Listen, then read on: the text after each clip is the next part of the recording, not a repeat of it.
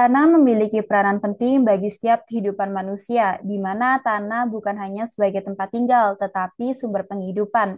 Risdiana 2024 menyebutkan bahwa tanah mampu memberikan berbagai nilai kepada manusia, seperti nilai sosial, ekonomi, budaya, dan religius. Indonesia sendiri diketahui memiliki luas wilayah dataran lebih dari 1.900.000 km persegi, di mana dalam temuan United Nations Group of Expert Geological Names diketahui Indonesia memiliki 17.000 pulau.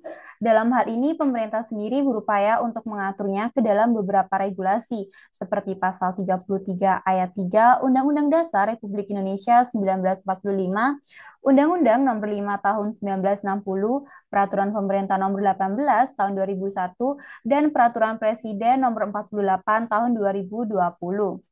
Dalam hal ini, pemerintah juga berupaya untuk mewujudkan pemerataan penggunaan dan pemilikan tanah yang adil melalui reforma agraria. Namun, dalam penelitian Sukmawati diketahui bahwa masih terdapat oknum-oknum tertentu yang memanfaatkan lemahnya penegakan hukum, sehingga masih munculnya sengketa tanah yang ada. Sengketa tanah sendiri didefinisikan sebagai perselisihan atau konflik antara individu, kelompok, atau entitas tertentu berkaitan dengan kepemilikan, penggunaan, atau hak-hak terkait tanah maupun properti yang bersangkutan. Pada tahun 2024 sendiri diketahui terdapat salah satu konflik agraria yang paling fenomenal, yaitu pembangunan proyek Rempang Eco City di dalam proyek strategis nasional PSN tahun 2023, di mana dalam proyek tersebut telah memicu beberapa pelanggaran HAM seperti melanggar hak tradisional masyarakat hukum adat, hak atas rasa aman, dan hak masyarakat hukum adat untuk tidak dipindahkan. Dalam data Konsorsium Pembaruan Agraria tahun 2023 sendiri diketahui bahwa setidaknya terdapat 241 letusan konflik agraria, yang mana hal tersebut menunjukkan peningkatan sebesar 12% dibandingkan tahun sebelumnya atau 2022. Kasus sengketa agraria sendiri seringkali berkaitan dengan persetujuan pemilikan tanah, peralihan hak, dan penguasaan tanah milik pribadi sebelumnya. Sukmawati 2022 menyebutkan terdapat beberapa faktor yang paling mempengaruhi terjadinya sengketa agraria, seperti peraturan yang tidak sempurna, inkonsistensi peraturan, dan buruknya respon dari otoritas pertanahan terhadap integritas dan kuantitas tanah yang ada. Hal tersebut juga diperburuk dengan data yang tidak akurat atau kurang lengkap, sumber daya terbatas, transaksi tanah yang tidak jelas, dan perbandingan dengan otoritas lainnya. Amalia 2021 menyebutkan bahwa pembagian harta warisan dan atau hibah baik berbentuk tanah, rumah maupun lahan pertanian juga mampu mendorong terjadinya sengketa agraria. Permasalahan sengketa agraria tentu perlu mendapatkan fokus dari berbagai pihak, di mana dalam hal ini sengketa agraria sendiri mampu mempengaruhi keberhasilan pembangunan berkelanjutan atau Sustainable Development Goals. Utamanya dalam SDGs pertama, yaitu mengurangi kemiskinan, SDGs kedua, mengakhiri kelaparan, dan SDGs ke-16, yaitu perdamaian, keadilan, dan kelembagaan yang kuat. Oleh karena itu, saya, Eka Suci Rohmadani dari Universitas Airlangga, dengan bangga mempersembahkan Agris, Agraria System, platform pencegahan sengketa agraria berbasis IoT dan Artificial Intelligence atau AI melalui kolaborasi Hexahelix untuk pembangunan berkelanjutan. Dalam Agris sendiri terdapat beberapa fitur, utamanya 5 fitur. Yang pertama yaitu fitur pantau. Pada fitur ini memanfaatkan sensor IoT untuk menggunakan kamera dan sensor gambang di beberapa titik strategis dalam memantau batas lahan, perubahan fisik tanah, dan aktivitas lainnya. Untuk layannya sendiri terdiri dari real-time monitoring, peringatan dini dan notifikasi, laporan berkala, dan analisis data historis. Fitur yang kedua yaitu fitur peta, di mana fitur ini bertujuan untuk membantu pengembang, pemerintah, dan pemangku kepentingan lainnya untuk mengambil keputusan yang tepat.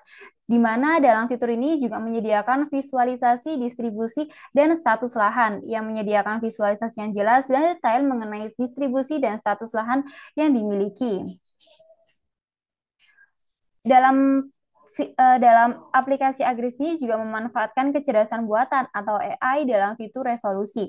AI sendiri bertujuan untuk membantu menyelesaikan permasalahan yang dihadapi dalam sengketa tanah, di mana mampu menganalisis data yang kompleks untuk memberikan wawasan yang lebih mendalam. Apabila pengguna pengguna ingin berkonsultasi kepada ahli, maka Agris juga menyediakan fitur konsultasi, di mana fitur konsultasi ini dapat memberikan pengguna panduan hukum, strategi penyelesaian sengketa, dan pemahaman yang lebih baik mengenai hak dan kewajiban. Terdapat pula fitur untuk memberikan edukasi maupun pelatihan kepada masyarakat terkait hak dan kewajiban agraria. Tujuan dari fitur ini untuk meningkatkan kesadaran dan pemahaman masyarakat terkait peraturan agraria, proses legal, dan pentingnya pengelolaan sumber daya tanah dengan bijak.